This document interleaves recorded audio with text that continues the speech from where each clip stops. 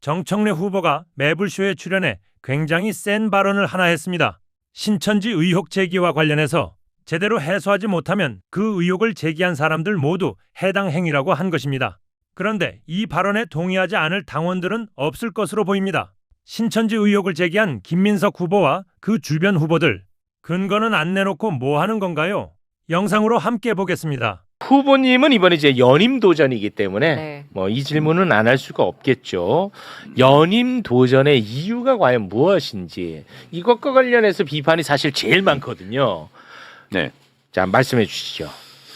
저는 당대표 하면서 6월 3일 오후 6시 방송사 출구 조사까지만 생각했습니다. 그리고 그동안 당대표 할 때 뭐만 하면 연임할 거지, 연임하려고 그러지. 심지어는 6.3 지방선거 지원 유세 다니는 것도 연임을 위해서 자기 자기 정치한다. 홍보차 다닌다라는 비판을 받을 정도로 억울한 공격을 많이 당했죠. 근데 제가 한마디도 하지 않았습니다.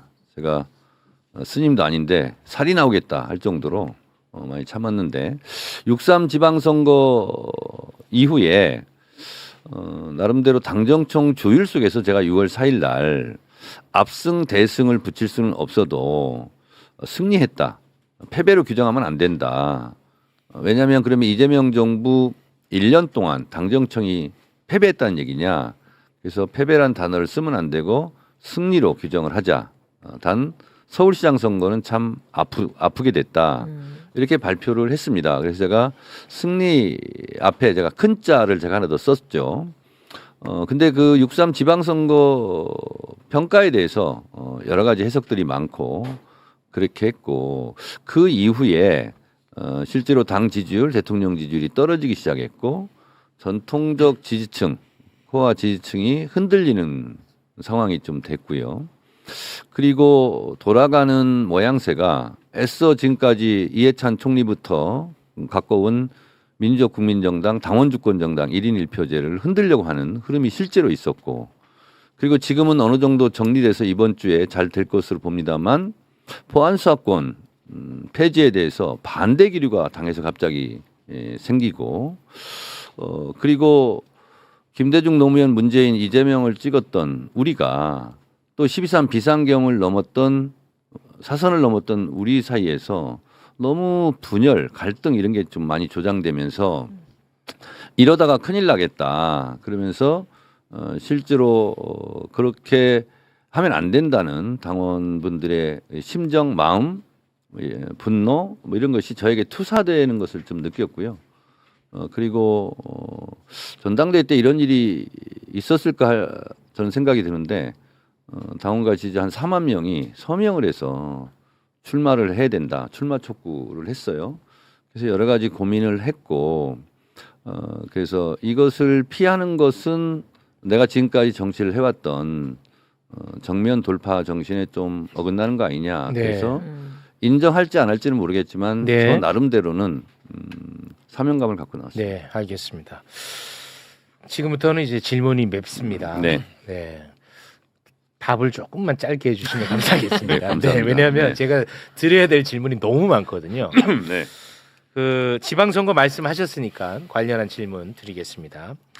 그 세간의 비판 중에 첫 번째가 제가 만들어낸 게 아닙니다. 다시 한번 뭐 네. 지지자들이 좀 뭐라고 할까 말씀드립니다. 세간의 비판 중에 첫 번째가 정청래는 무능하다입니다. 네. 지방선거 관련해서 아까 잠깐 말씀을 하셨으니까 바로 질문 드리겠습니다. 대승해야 하는 지방선거를 네.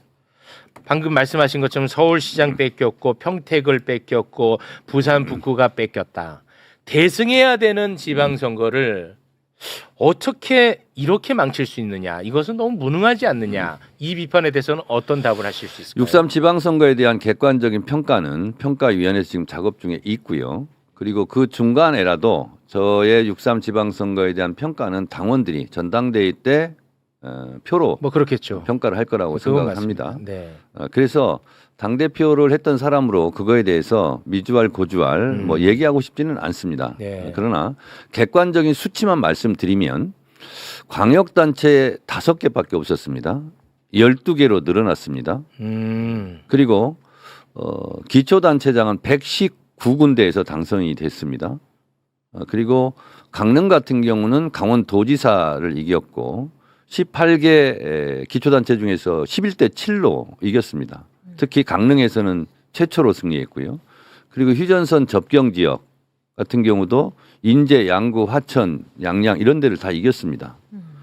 또 충청권 4군데 민심의 바로미터라고 할 수 있는 충청권 4군데 광역단체를 다 이겼습니다. 그리고 울산, 부산을 이겼습니다. 그리고 서울 같은 경우도 서울시의원, 광역 같은 경우도 실제로 대승을 했고요. 그리고 전북 선거가 어려웠습니다만 전북 도지사 선거를 이겼고 그리고 전북에 있는 기초단체장을 전부 이겼습니다. 100%. 그리고 전북에 있는 광역단체, 광역의원도 지역구는 다 이겼습니다. 그래서 여러 가지 수치로 보면 네. 심리학적으로는 서울이 져서 좀 우리가 서울 또 마지막에 승패가 갈려서 네. 심리적인 타격감이 좀 있었던 것은 사실이고 저도 충격을 받았지만 실제로 지방선거 전체 결과표 숫자로 보면 네. 그것을 과연 패배라고 할 수 있는가 흡족하진 않지만 패배는 아니다. 그것은 아니지 않는가라는 네. 것이 저의 평가가 아니라 세간의 평가입니다. 세간의 최종 평가는 네. 이번 선거로 네네네. 표심이 네, 이제 그렇습니다. 나오겠죠. 그렇습니다. 네, 그건 그런데 저희가 지켜보도록 하겠습니다. 뭐 선거에 나온 사람을 상대방을 뭐 무능하다고 하고 싶지 유능하다고 말하고 싶겠습니까? 자, 그리고 무능의 두 번째 근거가 네. 조국 혁신당과의 합당 과정. 네. 그것이 이제 두 번째 근거로 많은 분들이 얘기를 하시더라고요. 네. 이건 어떻게 답을 하시겠습니까? 조국 혁신당과의 합당은 청와대 현 정무수석이 나와서 대통령이 지론이다라고 말씀하셨기 때문에 대통령 뜻과 제가 함께했다라고 해석될 수 있지 않습니까? 그리고 저는 합당 추진 제안 선언을 한 거고요. 합당 선언한 게 아닙니다. 합당하자 그랬고 저는 추진하려고 했고 실패했습니다.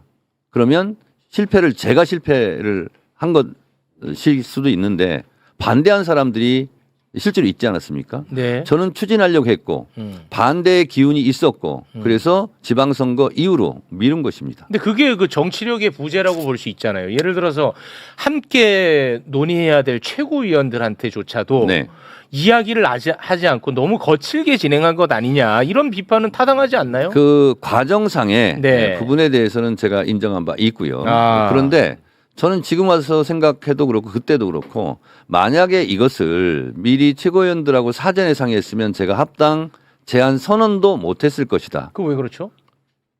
선언 못하게 했을 거니까요.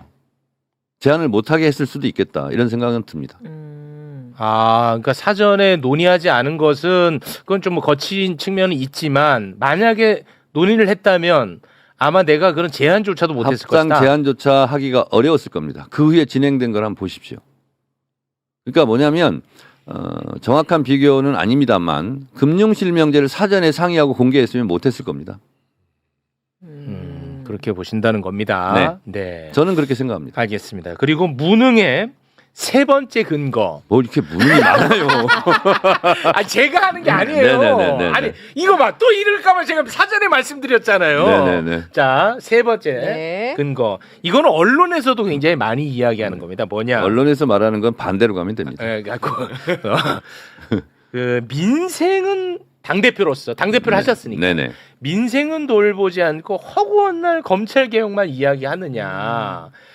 지금 민심과 그렇게 괴리되고 어떻게 자기 강성 지지층만 보고 달려갈 수 있느냐 이런 비판들이 있습니다. 아주 좋은 질문입니다. 저의 당대표 1년에 가장 큰 첫 번째 목표는 내란 청산이었습니다. 그래서 내란 재판부도 했고요. 그리고 내란 특검, 김건희 특검, 최혜병 특검 했고요. 네, 그것도 맞습니다. 기간 연장했고요. 맞습니다. 그것도 미진에서 종합 특검을 또 하지 않았습니까? 맞습니다. 종합 특검이란 이름도 제가 만드는 겁니다. 그리고 실제로 그때 종합 특검을 해야 되냐 말아야 되냐 실제로 당에서는 큰 논의는 없었습니다만 제가 치고 나간 겁니다. 종합 특검을 해서 내란의 티끌까지 법정에 세워야 된다. 이렇게 얘기를 했고요. 그리고 검찰 개혁. 제가 1년 전 당대표 선거 때 검찰청이 폐지되었다는 소식은 추석 전에 들려드리겠다. 그 약속을 지켰고요. 네. 그리고 이것이 그냥 그렇게 지켜졌기 때문에 그거 별거 아닐 수 있지만 그 과정 속에서는 험난한 저 나름대로의 고난이 있었고요. 그리고 실제로 설득하는 과정이 있었고요. 중수청법, 공수청법 가지고 정부안이 왔을 때 엄청나게 당원들이 분노하지 않았습니까? 그거 제 의원실에서 앉아가지고 제가 빨간 펜 들고 김용민, 추미애, 뭐 박은정 의원 등등과 빨간 펜으로 이렇게 하면서 실제로 빨간색은 아니었습니다만 하여튼 펜을 그어가면서 그거 당원들이 만족할 만한 성과를 내지 않았습니까? 이미 공소청법에 검사는 수사할 수 없도록 이미 못을 박아놨기 때문에 이번에 형사소송법 보안수사권 전면 폐지도 쉽게 갈 수 있는 거예요. 네. 과정은 좀 어려웠지만 그렇게 했고요. 그리고 저는 다음에 당대표가 돼도 또 그렇게 할 건데요.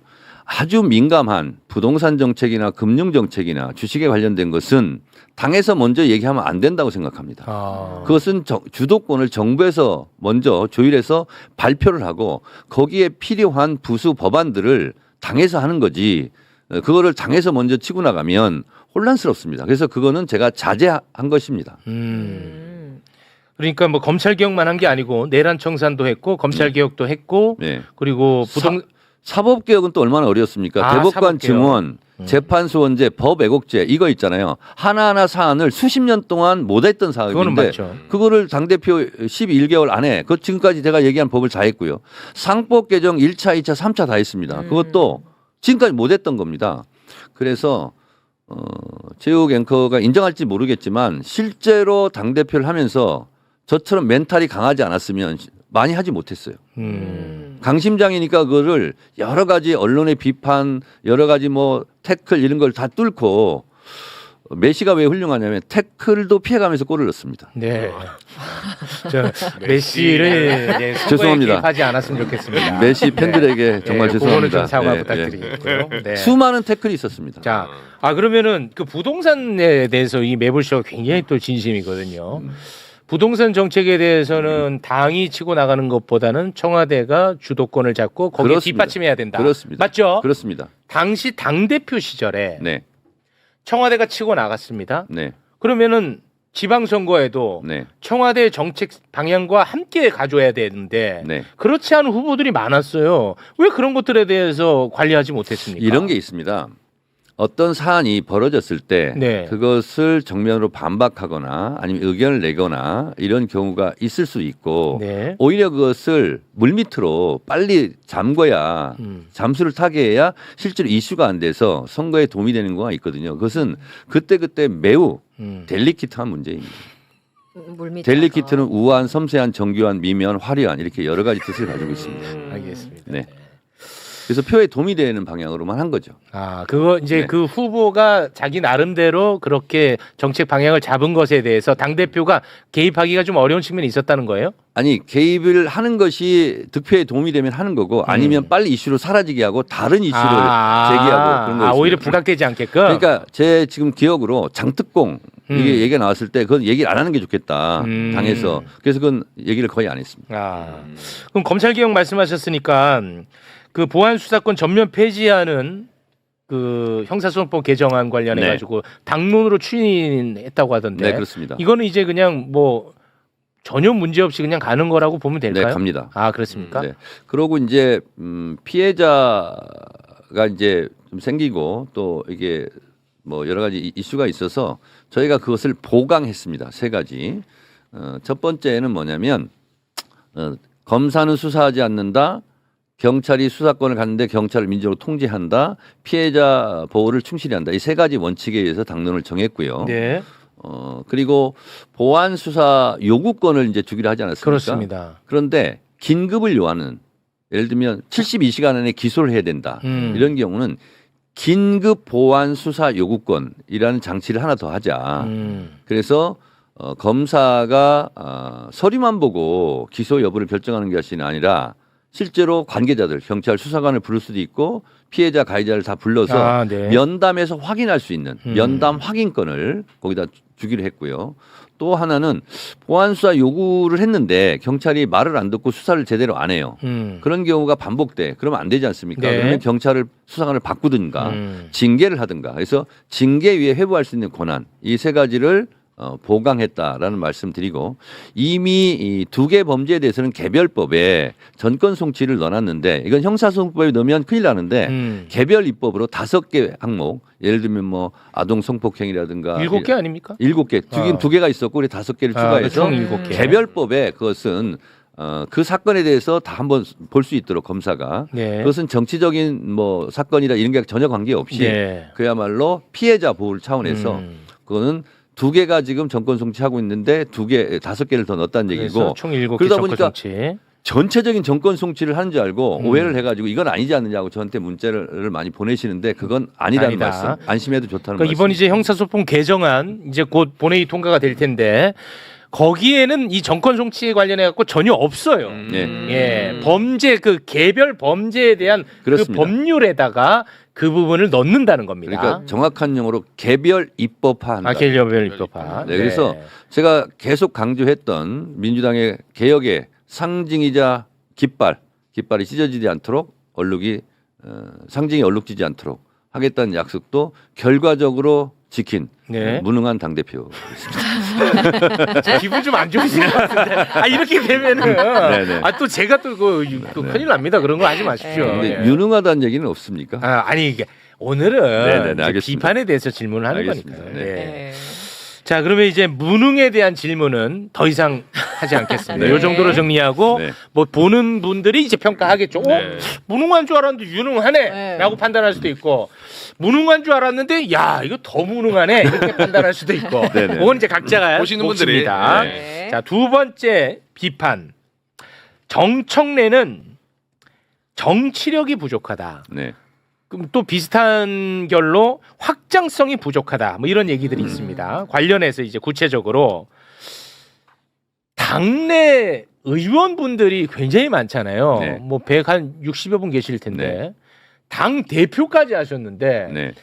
제가 느끼기에는 이 느낌이라 좀 질문하기가 좀 적절한지 모르겠습니다만 당내 의원들이 당 대표까지 하셨는데 뭔가 좀 다 싫어하는 느낌이거든요. 제가 볼 때는. 다시라는 건 아니고요. 어. 저를 실제로 지지하는 의원들이 제가 노출을 가급적이면 안 시키려고 하고 있는 거고요. 근데 네. 뭐 저를 돕는 의원보다 상대방을 돕는 의원이 훨씬 더 많은 건 사실인데 그렇습니까? 오. 사실인데 저는 의원들이 좀 좋아하기가 어렵겠다 그런 생각이 듭니다. 왜죠? 왜냐하면 국회의원들이 싫어하는 일을 제가 많이 했습니다.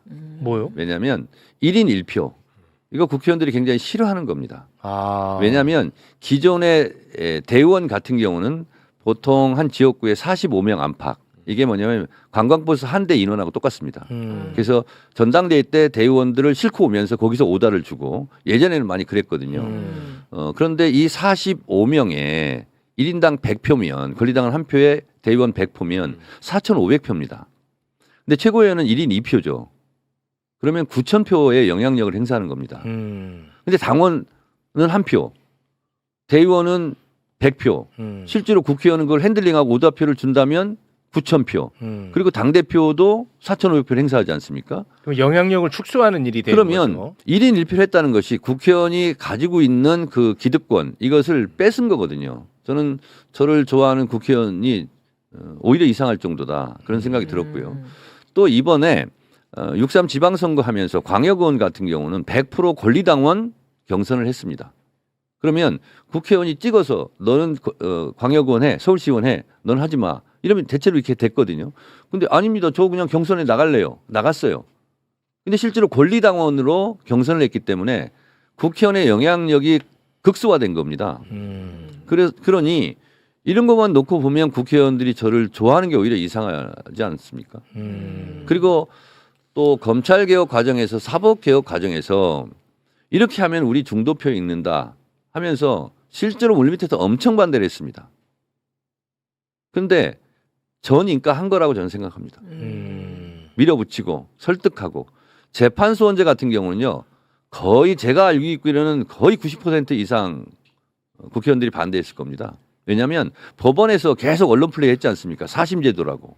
우리 대법원에서 판결한 걸 가지고 다시 헌법재판소에 가서 판단받으라고.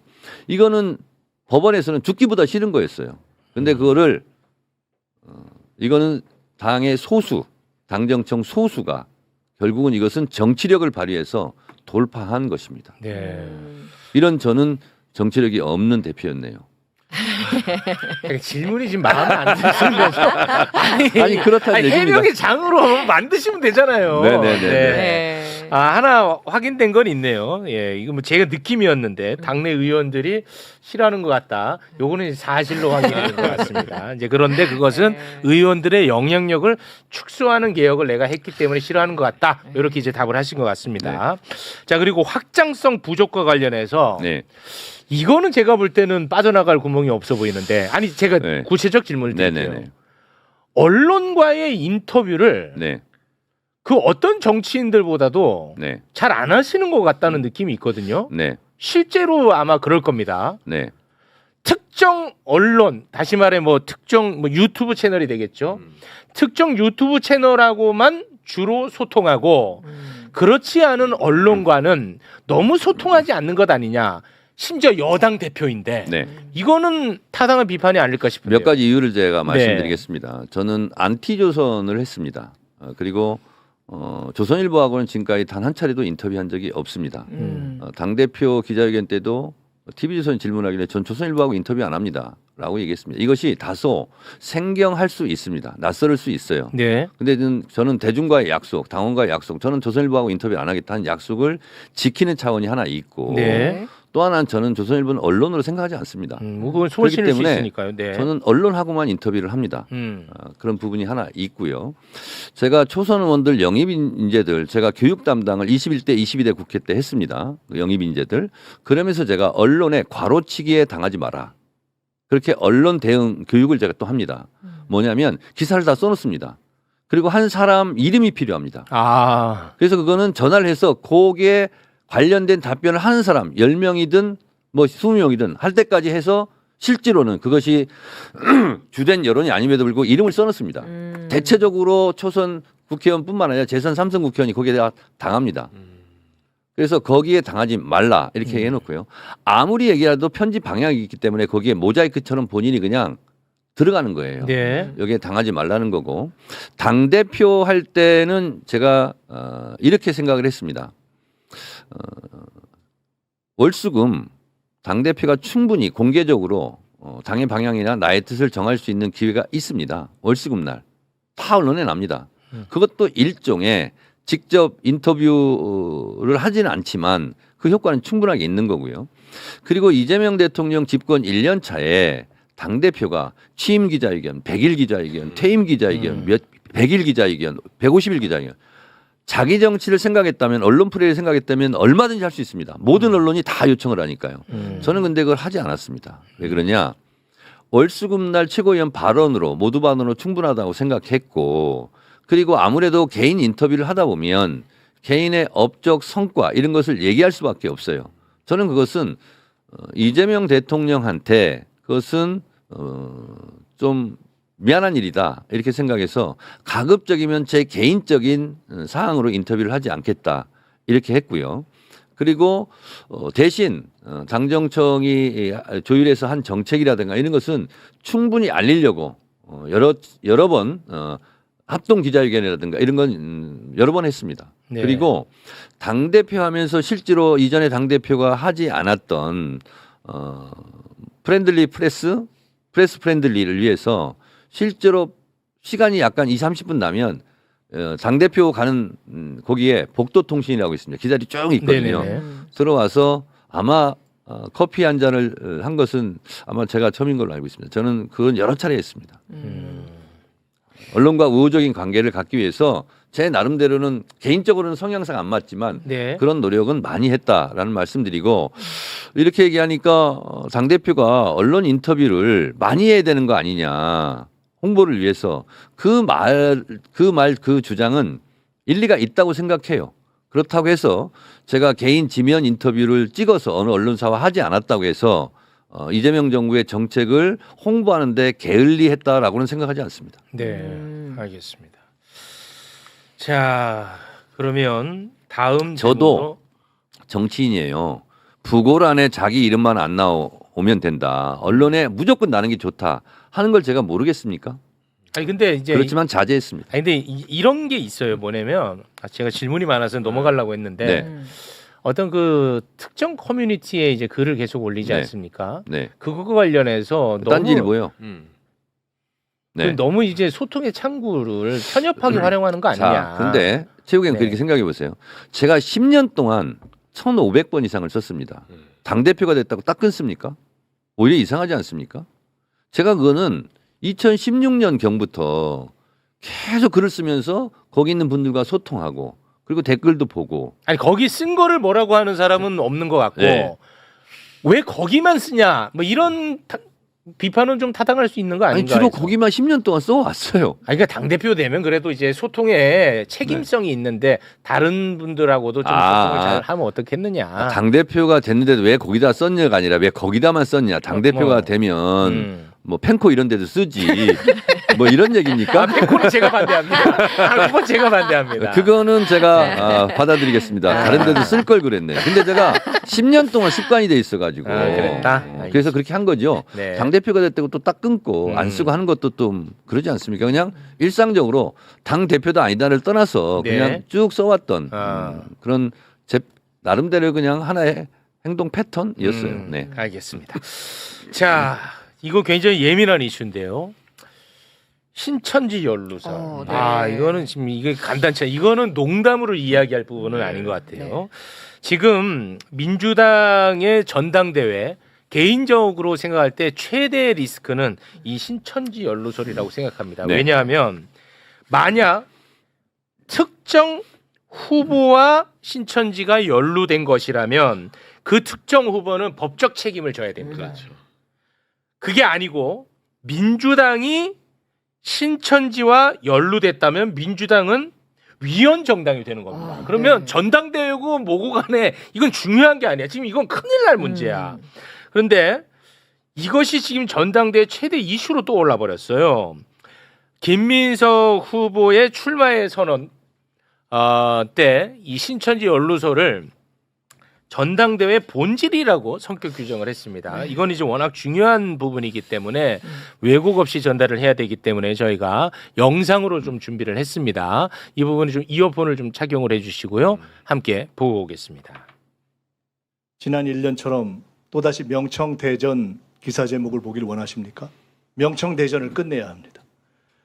자기 정치와 사당화로 당정 갈등을 일으키는 당대표는 안 됩니다. 반명 분열주의는 심판해야 합니다. 말로만 친명이면 뭐 합니까? 반명, 분열주의, 신천지의 삼자 비밀 연합을 깨는 것이 이번 전대의 본질입니다. 네, 이것도 역시 워낙 예민한 이슈이기 때문에 왜곡을 줄여야 되기 때문에 김민석 후보의 관련 입장이 두 번에 걸쳐 나왔는데 네. 그거를 자세하게 좀 일단 전해 주시죠. 네, 먼저 7월 22일에 질문에 대한 답인데요. 저는 신천지의 정치 개입 문제점에 대해서만 지적했고 그것을 특정 후보와 연결시키는 것에 대해서까지 제가 책임질 필요는 없을 것 같다. 그것을 언론이 어떻게 생각하건 당사자들이 어떻게 생각하건 그것은 제가 책임질 영역은 아닌 것 같다. 네, 그리고 25일에도 입장을 냈습니다. 제게 유리하냐 불리하냐를 떠나 어쩔 수 없이 당과 대한민국의 미래를 생각하고 짚은 것이다. 저는 이 일이 역사와 정의, 대한민국을 위해 필요하다면 반드시 짚을 것은 짚어야 한다는 신념 때문에 문제를 제기했다. 이 문제는 이제 공적 영역으로 올라섰다고 생각한다. 공적 영역에서 당의 영역에서 다뤄질 수 있도록 솔로몬의 지혜를 찾아 민주당의 존엄스러운 해결책을 여러분과 함께 찾아내겠다. 네, 저 후보님. 네. 이게 전당대회 저는 최대 리스크로 성격 규정을 했는데 네. 어떻게 보고 계십니까? 저는 당을 공격했고 당원들을 공격했다 이렇게 생각합니다. 왜냐하면 헌법 20조 2항에 보면 정교 분리 원칙을 못 박아놓고 있습니다. 네. 신천지가 조직적으로 개입해서 전당대회에 영향력을 행사했다고 한다면 네. 이것은 위헌 정당의 맞아요. 위험에 빠뜨리는 거고 제가 수없이 얘기했습니다. 국민의힘은 위헌 정당 심판 대상이다. 네. 그리고 추경호 등이 유죄로 확정되고 그리고 신천지 통일교 등이 유죄로 확정이 된다면 국민의힘은 위헌정당 해산 심판을 당해야 된다라는 취지로 제가 계속 얘기했습니다. 근데 바로 이렇게 이게 나오니까 국민의힘에서 심지어 특검하자 그리고 수사해라라고까지 나오고 있어요. 저도 이것은 그러면 이거는 근거를 대라. 육하 원칙에 의해서 그런 것 없이 그냥 연기 피우듯이 이렇게 하는 것은 대단히 안 좋은 민주당에 대한 부정적인 이미지를 심어주기 때문에 일단 근거를 대라. 네. 이렇게 얘기를 했고요. 그리고 박지원 의원조차 저를 뭐 많은 곳에서 비판하고 있는 박지원 어르신조차 이것을 근거를 대지 못하고 그러면 이것은 당사자가 책임을 져야 되는 거 아니냐 이렇게까지 지금 얘기를 하고 있고요. 그래서 이게 저는 신천지 사태라고 생각합니다. 신천지 그래서 사태. 이거는 공적 영역으로 올라갔다고 본인도 주장한 만큼 당에서 신속하게 조사해서 근거가 없고 허무맹랑한 주장이었다면 네. 이건 당사자를 징계해야 된다고 생각합니다. 이건 그- 해당 행위라고 생각합니다. 그 신천지 그 특검, 통일교 특검 네, 한때 이제 굉장히 뜨거운 이슈였는데 네. 당시의 당 대표였던 네. 정청래 당 대표가 신천지 특검에 대해서는 저했다라는 비판이 좀 있는 것 같아요. 그래서 이걸 제기하면서 첫 번째로 아마 들었던 것 같은데 제 생각에는 들으셨죠 그런 네, 얘기는? 그게 뭐냐면 네.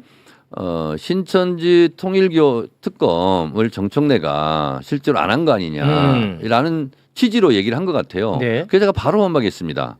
제가 통일교 신천지 특검 하자. 그리고 통일교만 하자. 이럴 때 안 돼. 통일교 받고 신천지 더블로 가. 이런 발언 증거들이 다 나와 있습니다. 그리고 제가 강력하게 특검하자라고 계속 주장했어요. 네. 그런데 이건 뭐 확인해 보면 금방 나옵니다. 당정청 조율 과정에서 여러 특검을 하지 않았습니까? 그때 뭐 네. 감봉띠지 특검도 하고 무슨 맞아. 특검도 하고 네. 뭐 이렇게 해서 네, 상설 파견 특검까지. 검사가 없다는 거예요. 파견을 받아서 이걸 특검을 하려면 하는데 파견 검사가 없거나 부족하거나 그래서 안 된다는 거예요. 근데 실제로 힘주어서 할 특검은 조작기소 특검을 해야 되는데 신천지 통일교 특검까지 특검을 파견받을 여력이 없으니 이거는 그냥 경찰 수사로 가자. 그리고 실제로 청와대 대통령에서도 이거는 경찰 합수본으로 가자.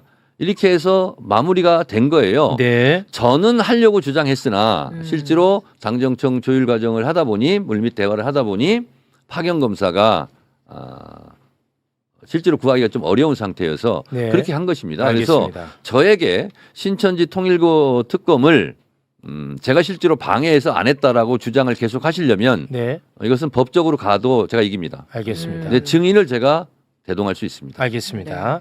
그 신천지 연루설은 뭐 그 정도로 정리하고 거기에 더해 JMS 이야기까지 나오고 네. 있습니다. 정청래 후보는 JMS 이 매불쇼와 대척점에 예. 있는 예, 종교거든요. JMS 정명석 연루설까지 나왔습니다. JMS 정명석과 정청래 후보가 친인척이라고 작은 아버지라고. 아니 친인척 그다음에 작은 아버지라고 네, 네. 불렀다라고 이제 확정적으로 이야기하는 분들이 있어요. 네. 이게 또 그런 얘기 한 적 없다는 얘기를 또 하기 때문에 이것도 역시 왜곡이 있을 수 있으니까 네. 영상으로 저희가 또 준비를 했습니다. 이어폰을 착용해 주시고요. 함께 보겠습니다. 신천지에 대해서 공격하는데 이게 왜 그러냐면 정청래 대표가 그 JMS 정명석 씨하고 무슨 인척관이라고 하잖아요. 그거는 사실인 것 같더라고요. 정청래와 정명석 일단 취재한 바에 의하면 어떤 관계다라고 얘기들을 하고 있습니까 제보자들이? 정청래가 중학교 때 작은 아버지라고 불렀던 사람은 정명석이 맞습니다. 네. 이거는 근데 진짜 정확하게 좀 정리를 하셔야 될 것 같은데. 작은 아버지라고 부른 적이 없고요. 작은 아버지가 아닙니다. 작은 아버지라고 부른 적 없고 네. 작은 아버지 아니다. 네. 그렇습니다. 그리고 저희 작은 아버지는 보시려면 제 페이스북 가면 저희 작은 아버지가 나와 계십니다. 아, 봤는데 그걸 이제 공개하고 나서 네. 제가 또 다 살펴봤어요. 봤더니 이제 의심하는 사람들은 네. 뭐 작은 아버지가 한 명이냐 자, 뭐 이야기도 하더라고요. 저희 아버지가 해자 돌림입니다. 돌아가셨지만 해자 일자입니다. 그리고 저희 아버지 위에가 한번 계셨고 아버지, 그다음에 그다음에 작은 아버지, 지금 시골에 계신 분이 작은 아버지고요. 그다음에 막내 작은 아버지가 있습니다. 그래서 해자돌림입니다. 그리고 제가 레자돌림입니다. 그리고 아버지 위 할아버지가 길자돌림입니다. 그리고 하동정신지는 모르겠어요. 제가 그것도 정확하지 않습니다. 그런데 저희는 친척이라고 생각해 본 적이 없습니다. 그리고 작은 아버지는 얼토당토하는 거죠. 가깝게 저는 왜 이걸 가지고 가깝게 지낸 적도 없나요? 저희 본 동네하고 본 동네하고 그 외딴 마을이었어요. 거기가 1km 이상 떨어져 있을 겁니다. 네. 별로 교류도 없습니다. 아니 그러니까 저는 뭐냐면 네. 정명석하고 뭐 어찌 하다 보니까 같은 동네에서 태어날 수는 있잖아. 네. 그럴 수는 있잖아. 그것 자체는 죄가 될 수는 없어요. 네네. 그런데 같은 고장은 맞나 보군요. 저희 동네가 석망리라는 곳이고 거기가 원래 저희 동네 부를 때는 달박골이라고 그랬어요. 네. 그래서 월명동으로 이제 한자화해서 부르고 있거든요. 그 마을이 있는 건 저희가 알죠. 아, 그러니까 그 마을에서 네네네. 같은 고장에서 태어난 건 맞고. 네, 그건 맞습니다. 아, 그 뭐 교류가 있는 관계는 그렇습니다. 아니고. 저하고 나이 차이도 많이 나고. 뭐- 그러면은 후보님, 네. 제가 이거 아직도 이거를 믿는 사람들도 많더라고요. 제가 다 오늘 이제 방송 준비하느라 봤어요. 네네네. 그런데 그 사람들이 하는 말은 뭐냐? 네. 의심하는 사람들이. 네. 아니 사실이 아니면 고소했겠지. 가만히 있잖아. 사실 아니냐? 저희가 법적 네. 조치를 취하고 있습니다, 지금. 아, 그렇습니다. 네, 그렇습니다. 그리고 그러면 뭐. 이건 당연히 이것은 제가 이렇게 허위 가짜 정보는 정보통신망법에 의해서 제가 문 닫게 할 거고요. 그다음에 또 신천지 부분도 마찬가지예요. 저희 동네 지역구 행사였습니다. 여기가 김대중 대통령 사저가 이 근처에 있지 않습니까? 매불쇼. 아, 매부시 예, 근처에 있어요. 그래서 노벨 평화상을 받아서 노벨길을 만들자. 그래서 노벨 재단이라는 데가 있었나 봐요. 그래서 노벨 재단 비석을 연트라파크 가운데 가면 지금도 있습니다. 그 제막식을 한 거였어요. 그게 지역구 행사였어요. 그래서 마포구청장, 경찰서장 저도 갔고 왠지는 모르겠지만 지금 구윤철 장관이 그때 기재부 차관할 때 왔었어요. 그게 축사하고 끝난 행사예요. 예. 근데 그 노벨재단 이사장 이모 씨가 신천지로 의심받고 있나 봐요. 근데 그 부분은 또 뭐 그게 아니다라고 지금 주장을 하고 있는 것 같고 그게 답니다. 네. 그러면 제가 그 지역구 행사에 갔으면 제가 신천지면 구윤철 장관도 신천지입니까? 알겠습니다. 네. 저는 아무리 전당대회고 뭐 저를 정치적으로 공격하고 싶더라도 이렇게까지 해야 되나? 이런 생각이 좀 들어요. 그래서 이거는 말로 되지 않고 결국은 법정에 가서 이거는 클리어하게 정리해야 되겠다 그런 생각을 했습니다. 아, 알겠습니다. 뭐 그거는 이제 법적인 내용을 하신다고 하니까. 총재하고는요. 제가 전화도 못 받고 만난 적도 없어요. 저희 동네에서 뭐 살았다고는 하는데 예, 또 그 정명석 그저 호칭 붙이면 또 오해사니까요. 그럼 예. 뭐라고 해야 됩니까? 정명석. 아 정명석. 네. 아, 저희와는 아주 대척점에 있는 네. 곳입니다. 아 왜 그렇습니까? 저희가 JMS 와 JMS와의 전면전을 선포했던 아 곳이에요. 그렇습니까? 네. 네. 잘했습니다. 잘한 거 맞죠? 표정 어두운 거 아니죠? 아닙니다. 네. 저도 같이 힘을 보태겠습니다. 알겠습니다. 네, 그거는 어쨌든 뭐 법적인 대응을 한다고 하니까 이 정도에서 마무리해도 될 것 같습니다. 네. 자, 시간이 좀 많이 흘러서 이제 끝으로 마무리를 좀 지어야 되는데 전당대회 그 후가 저는 개인적으로 참 걱정되는 네. 사람입니다.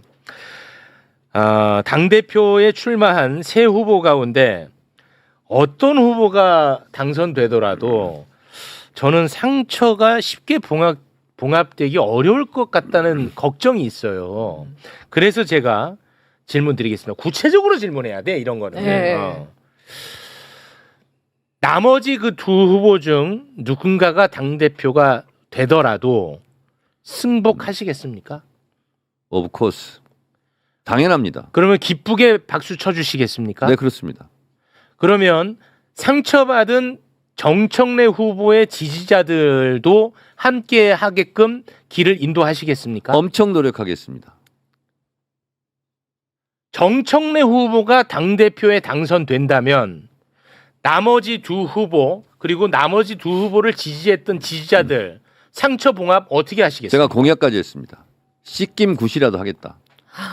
그리고 당원들 모여서 난장 토론 같은 걸 하겠다. 그리고 도대체 정청래를 싫어하는데 왜 싫어하냐? 신천지라서 싫어하냐? 나 신천지 아니다. 이런 얘기를 오늘 한 것처럼 그걸 다 터놓고 한번 얘기하고 싶어요. 그래서 뭔가 한번 씻김 구실에도 해서라도 그것을 봉합해야 되겠다. 왜냐하면 이재명 정부를 선고한다는 것은 총선 승리, 대선 승리, 정권 재창출로 너는 완성된다고 생각하고요. 지금 같은 AI 혁명 시대, 우리 AI 3대 강국인데 올라섰거든요. 제가 얼마 전에 박태웅 의장 만나서 그런 얘기도 했는데 우리가 전기 국가 플랫폼 수출 국가가 될 수 있는 유일한 나라라는 거예요. 이게 뭐냐? AI 종합 선물 세트를 어디 아프리카 어디 나라, 동남아시아 어디 나라 가서 그걸 아예 그냥 사막에 50만 도시를 건설해 주는 것처럼 그런 능력까지 우리가 있는 거예요. 내년에 우리가 800조가 국가 예산이라면 세수가 900조가 거친다는 거 아니겠어요? 100조가 더 거치고. 그래서 앞으로는 실제로 이 남는 추가로 걷어들인 세금을 어떻게 쓸 것인가. 저는 물론 2030 취직, 일자리, 주거, 복지 뭐 이런 부분을 먼저 써야 된다고 저는 생각을 하는데 엄청난 이 AI 혁명 변화의 시대를 이어가기 위해서라도 이재명 대통령과 같은 똑똑한 그리고 해안이 있는 이재명 대통령 시즌2 정부를 만들어야 되거든요. 그래서 이재명 정부를 성공시켜야 되는 것이 우리 민주당의 당위를 넘어서 대한민국 국가의 미래를 위해서 반드시 필요한 거거든요. 그러려면 김대중 노무현 문재인 이재명 대통령을 지지했던 사람들부터 한 뿌리 아닙니까? 네. 한 뿌리 정신으로 똘똘 뭉치고 그다음에 당 밖으로는 조국 혁신당과는 빨리 합당하고 진보당, 정의당, 기본소득당, 사회민주당과는 연대해야 될 거 아닙니까? 그래서 다음 대선은 단일 후보를 내보내야 됩니다. 범민주 진보. 우리가 내란을 겪고도 50%를 못 얻었어요. 네. 그러려면 이게 단일 후보를 내서 1대1로 붙어야 되거든요. 네. 그런 것이 정해져 있는 정답이에요. 네. 그럼 그거를 하려면 이번 전당대회부터 그런 에너지를 모아야 되는데 이렇게 서로 핥히고 하면 되겠느냐. 그래서 저는 네거티브 하지 않겠다. 남 탓하지 않겠다. 다만 정당방위만 하겠다라고 제가 주장하는 것이 저를 지지하지 않는 지지자라고 해서 제가 상처를 주고 싶은 생각이 전혀 없습니다. 네. 그래서 새 후보가 저와 같은 정신 자세를 가졌으면 좋겠습니다. 그리고는 이 사람들이 쭉 서 있더라고요. 맨 왼쪽에 있는 사람은 이용호인가? 예, 그렇게 보이죠. 그다음에 잘 모르겠고 서미화, 임미애, 김용 같이 서 있고 김문수. 아, 정말 너무너무 싫어요, 저 김문수. 지역구민들도 굉장히 싫어하는 걸로 알고 있습니다. 중요한 시점에 애들 보러 미국 가고 막 아주 장난도 아니고요. 보이죠, 대충? 그리고 오늘 뉴스공장에 김영호, 김용, 임미화 3명의 최고위원 후보들이 출연을 했는데 섭외를 너무 잘했어.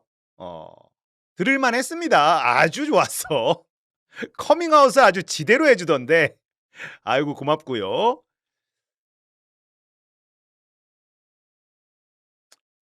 자, 김영호와 김용, 임미애가 3명 모두 김민석이 당대표가 되어야 한다. 정확하게 이야기를 하더라고요.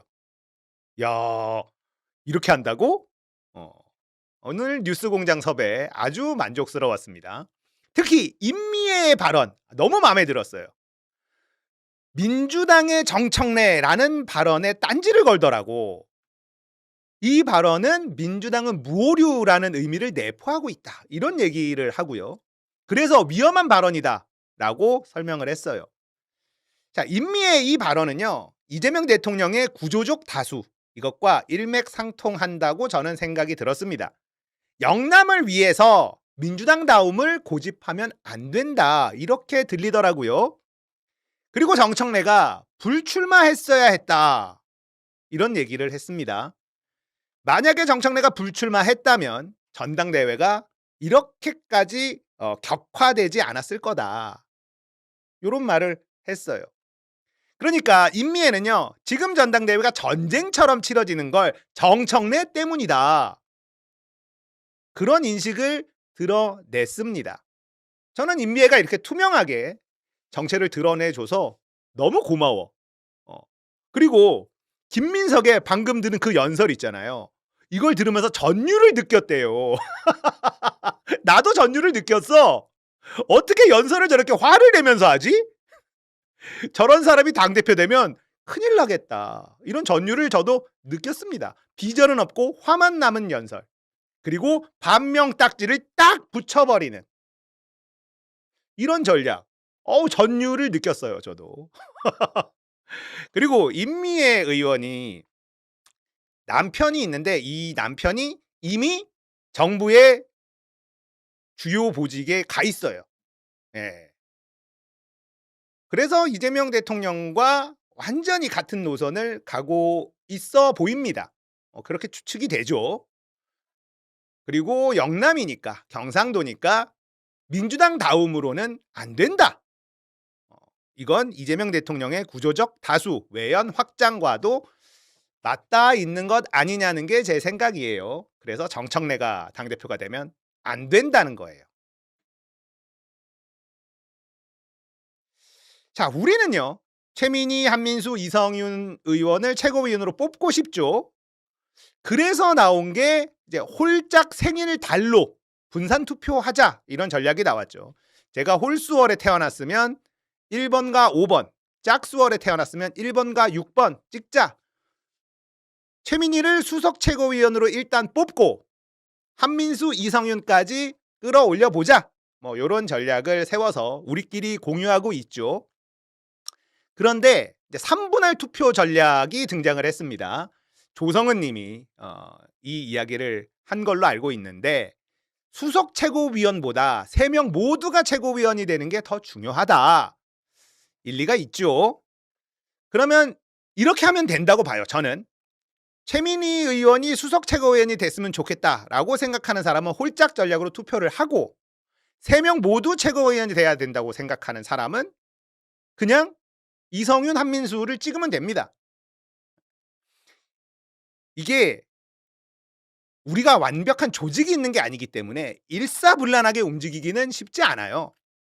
여론조사를 보면 최민희 의원이 최고위원이 되는 건 거의 확실하죠.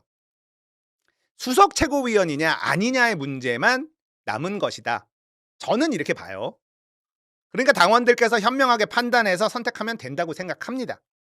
이제 3분할 투표 전략까지 나왔으니까 한민수, 이성윤 뭐 이렇게 찍는 당원들도 꽤 생길 거라고 봅니다.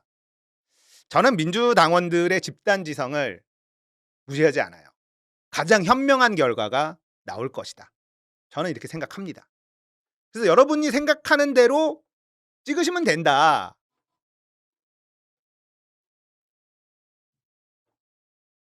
(3분할이) 이거예요. 정청래, 송영길, 김민석. 이건 사실 크게 의미 없는데 이렇게 찍고, 수석 최고위원은 최고위원은 1에서 4월생은 최민희, 한민수, 5월에서 8월생은 한민수, 이성윤, 9월에서 12월생은 이성윤, 최민희, 이렇게 찍자. 뭐 이런 전략이 등장을 했습니다. 전략적인 투표가 이루어질 거다라고 저는 예상하고 있습니다. 최민희가 수석 최고위원이 돼야 돼라고 생각하시는 분들은 홀짝 전략으로 투표를 하시고, 최민희는 안전빵이야, 한민수, 이성윤 여론조사 보니까 조금 불안하던데, 이런 분들은 한민수, 이성윤을 찍으시면 됩니다. 투표율도 꽤 높아질 거라고 보기 때문에 여러분들이 잘 생각하셔서 마음에 드는 전략을 선택하시면 된다. 저는 이렇게 봐요. 빅초이님의 글이 있는데 이걸로 좀 마무리를 지으려고 합니다. 정청래 구박의 대가. 이동영이 흔들리면 그게 코어냐, 이동영이 흔들리면 그게 코어냐 하는 소리를 했던데, 정치를 무협지로 배우면 이렇게 된다. 지지자들은 민주당의 코어지 이재명의 코어가 아니고 어느 특정 인물이 독식할 수가 없다는 것도 모르면서 무슨 정치 어쩌고 하는지 돈 벌기 쉽다 쉬워. 정치 기획을 할 때 가장 1번은 사람 마음은 절대 변하지 않는다. 2번은 당내 선거에서 네거티브는 필패다. 김민석, 송영길이 양동작전으로 백날 정청래를 공격한들 지지자들 눈에는 구박하는 것으로만 보인다. 이미 코어 지지층은 정청래의 동정표까지 가져왔지. 왜냐? 정청래는 언제나 거기 있었기 때문이거든. 세월호 때, 조국 사태 때, 김경수 구속 때 언제나 집회 현장 곳곳에 정청래 의원이 당원과 지지자들과 길거리에서 함께한 세월만 10년은 아득히 뛰어넘는다. 김민석, 송영길, 당신들은 그때 뭐 했는데? 정청래 의원이 세월호 단식할 때 뭐 했는가 말이다. 그때는 본인 정치적 유불리 살길만 도모하다가 이제 와서 천하의 의인인 것처럼 정청래를 구박하느냐는 말이다. 친문을 그렇게 욕했으니 친문은 표를 줄 수 없다. 유시민을 그렇게 무시했으니 친유도 표를 줄 수 없다. 서울시장 1% 차이로 져놓고 전략가? 조국 2% 정당이라고 조리돌림 했으니 친조국도 표를 기대하지 말아야 한다. 그런데 이렇게 보니 가져올 표가 없지? 김송, 당신들이 무슨 짓을 했는지 이제 알겠지? 이들은 전략이라는 단어 자체가 머릿속에 없는 거다. 김민석, 송영길이 당대표 하면 차기 총선은 필패다. 자기 선거도 못하면서 무슨 선거를 한다고. 와 닿는 글이었습니다. 문재인을 욕하면서 문재인 좋아하는 사람 표를 버려요. 유시민을 욕하면서 유시민 좋아하는 사람의 표를 버립니다. 조국을 욕하면서 조국을 좋아하는 사람들의 표를 버려요. 무슨 표로 선거를 하겠다는 거죠? 어떻게 민주당 간판으로 총선을 이기겠다는 겁니까? 오로지 자기 권력. 민주당의 미래보다는 나의 눈앞의 권력. 여기에 매몰되어 있으니까 이런 판단을 할 수 있는 거잖아요. 물론 이런 판단의 맨 끝 배후에는 이재명 대통령이 있다라고 저는 생각합니다. 그러니까 김민석과 송영길, 자기 권력 욕심과 대통령의 뒷배 잘 맞아 떨어진 거죠. 이렇게 해서는 큰 선거에서 민주당이 이길 수가 없어요. 무슨 표로 이길 겁니까? 국민의힘 찍던 사람들이 저기 문재인 버렸대. 그럼 민주당 찍어야지. 이럴까봐? 택도 없는 소리 아닙니까? 이들의 머릿속에 뭐가 들어가 있는지 우리가 알 수는 없죠. 근데 미래를 보고 있지는 않아요. 이재명 대통령이 맞는 키입니까? 국민의힘 지지자들이 이재명 대통령을 좋아합니까? 아니거든요. 이번 전당대회 정청래를 찍어야만, 정청래가 당대표가 되어야만 민주당이 승리할 수 있습니다. 다 같이 통합, 연대할 수 있는 힘은 정청래에게만 있어요. 김민석, 송영길에게 없습니다. 문조 털레유 같은 편 아닙니까?